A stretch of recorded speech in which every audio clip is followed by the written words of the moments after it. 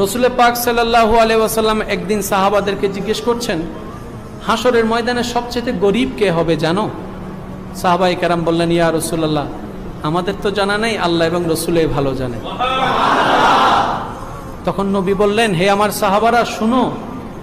হাসরের ময়দানে সবচাইতে ক্ষতিগ্রস্ত, সবচাইতে গরিব সেই বান্দাটাই হবে যার আমলে নামাজ থাকবে, যার আমলে রোজা থাকবে, যার আমলে হজ থাকবে, যার আমলে সদকা থাকবে, যার আমলে নেক আমল অনেকগুলা থাকবে, কিন্তু সে দুনিয়াতে হয়তো কারো সম্পদ নষ্ট করেছে, কিংবা কারো হক মেরে খেয়েছে, কিংবা কারো উপর জুলুম করেছে, কিংবা কারো জায়গা দখল করেছে, কিংবা কারো উপর অত্যাচার করেছে, কিংবা কাউকে মনে আঘাত দিয়েছে, কাউকে অপমান করেছে, কাউকে বকা দিয়েছে অন্যায়ভাবে, কারো সম্পদ হরণ করেছে, কারো জায়গার দলিল বাটপারি করে নিয়ে ফেলেছে, কারো সম্পদ নিয়ে ফেলেছে, কারো টাকা পয়সা মেরে খেয়েছে, কারোর থেকে টাকা নিয়েছে 2 দিন বলে আর পরে 2 বছরও দেয় নাই। এরকম যারা করে দুনিয়ার থেকে কবরে যাবে, হাসরে যাবে, যখন হাসরের ময়দানের বিচার কার্য সামনে উপস্থিত হবে, যখন হিসাব নিকাশ শুরু হবে, তখন ওই পাওনাদাররা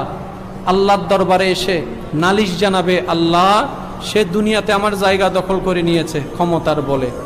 হে আল্লাহ সে দুনিয়াতে ক্ষমতার বলে আমার উপর অন্যায় অত্যাচার করেছে, হে আল্লাহ সে দুনিয়াতে আমি দুর্বল ছিলাম বলে সে আমাকে গালিগালাজ করেছে, কটাক্ষ করেছে, অপমান করেছে, আল্লাহ দুনিয়াতে আমি অসহায় ছিলাম বলে সে আমার টাকা বাটপারি করে খেয়ে ফেলেছে, আমি দুনিয়াতে কিছু করতে পারি নাই, আমি কারো কাছে বিচার পাই নাই, সমাজে অনেক ছিল বিচার করনেওয়ালা, কিন্তু কেউ আমার বিচার করে নাই, আজকে আমার বিচার লাগবে, আজকে আমার বিচার লাগবে, আমি ন্যায় বিচার চাই। তখন রব্বে করিম বলবে, হে বান্দা, তোমার নামাজ যথেষ্ট আছে, তোমার রোজা যথেষ্ট আছে, নেক আমল যথেষ্ট আছে, কিন্তু এই পাওনাদারের পাওনাগুলা তুমি বুঝাই দাও। তখন সে বলবে, আল্লাহ আমি তো টাকা নিয়েছিলাম দুনিয়ায়, আমি টাকা নিয়েছিলাম দুনিয়ায়, এখন তো এখানে কোনো টাকা দেওয়ার সুযোগ নেই, আল্লাহ আমি তো জায়গা নিয়েছিলাম দুনিয়ায়, এখানে তো জায়গা দেওয়ার কোনো সুযোগ নেই, এখন আমি তাদের এইগুলা ঋণগুলা আমি কিভাবে হক আদায় করব? এবার আল্লাহ পাক বলবে, তোমার নামাজ থেকে কিছু দিয়ে দাও, রোজা থেকে কিছু দিয়ে দাও, হজ থেকে কিছু দিয়ে দাও, দুনিয়ার থেকে তুমি যে সমস্ত ইবাদত অর্জন করে এসেছো, তোমার পাওনাদার যারা আছে তাদেরকে সেখান থেকে দিয়ে দাও। রসুল পাক